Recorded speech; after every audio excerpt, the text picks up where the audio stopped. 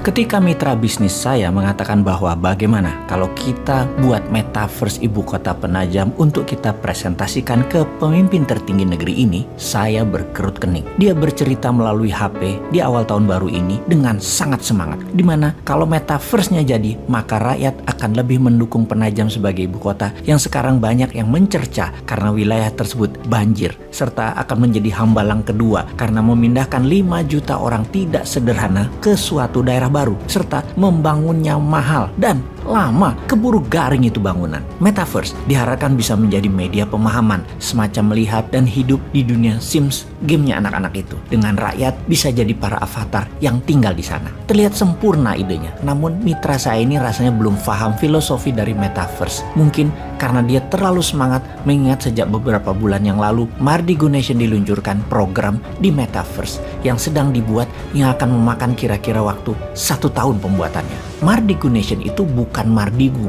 bukan Bosman World. Mardigu adalah kependekan dari filosofi perjalanan kehidupan yang mana mbah saya berikan kepada saya.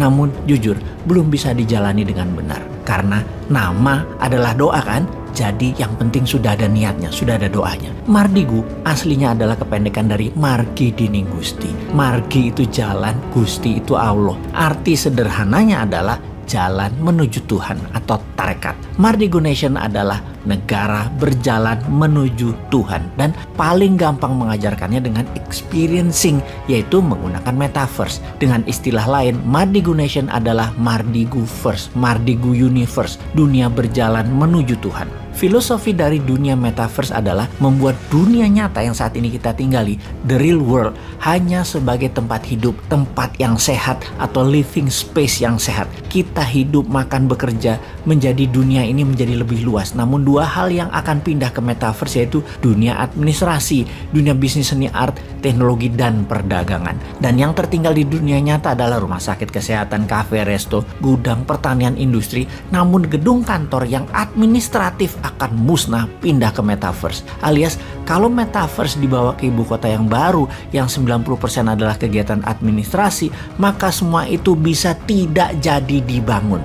Ngapain membangun dengan dana 1.000 triliun dalam 5 tahun ke depan bentuk fisiknya? Mending buat metaverse hanya 2 triliun kali. Pusat pemerintahan negara, pegawai departemen semua kerja dari manapun bisa tinggal dan matanya tinggal dikasih VR, helm ber-TV, alat komunikasi. Administrasi semua pindah ke blockchain. Dan kalau metaverse dijelaskan ke old mind, ya mulai semua kalau kayak gini dijelasinnya. Sekali lagi, metaverse akan menghilangkan gedung kantor, administrasi, dan tempat jualan retail dalam seketika yang memberikan kemudahan untuk hidup ke depannya dari sisi yang lain.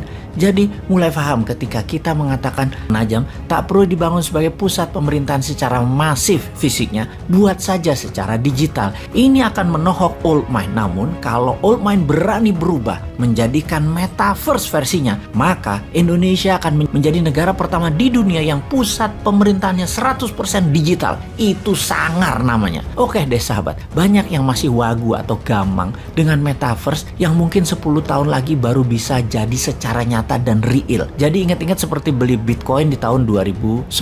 Kalau kamu punya $100 beli di tahun 2010, maka di tahun 2021 kemarin nilai uang kamu adalah $12 juta.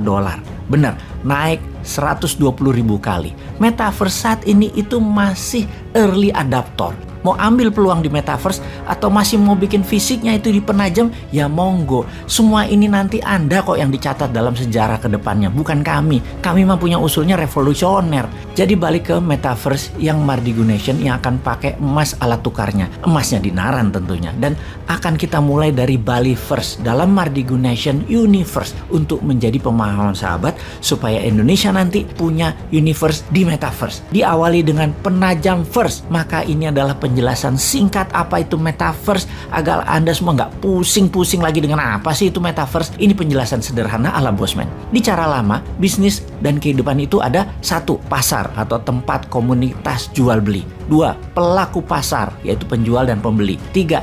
Transaksi atau penjualan dan pembelian. 4. Catatan transaksi atau dokumen pembukuan. 5. Alat tukar atau mata uang atau currency. 6. Dagangan, barang yang dijual beli. Jadi kemudian di metaverse bagaimana? Di metaverse itu begini.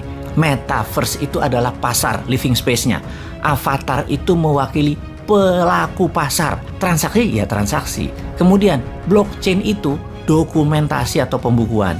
5. Cryptocurrency itu adalah mata uangnya di metaverse. Dan terakhir, NFT itu barang dagangan. NFT itu bisa mandiri sebagai produk digital atau bisa juga sebagai avatar mewakili produk non-digital. Sementara avatar itu adalah Anda yang dilengkapi dengan kecanggihan AI. Jadi bayangkan kalau manusia Indonesia di Penajam First adalah para avatar yang pada akhirnya bisa membuat dirinya di dunia nyata menjadi manusia unggulan beneran.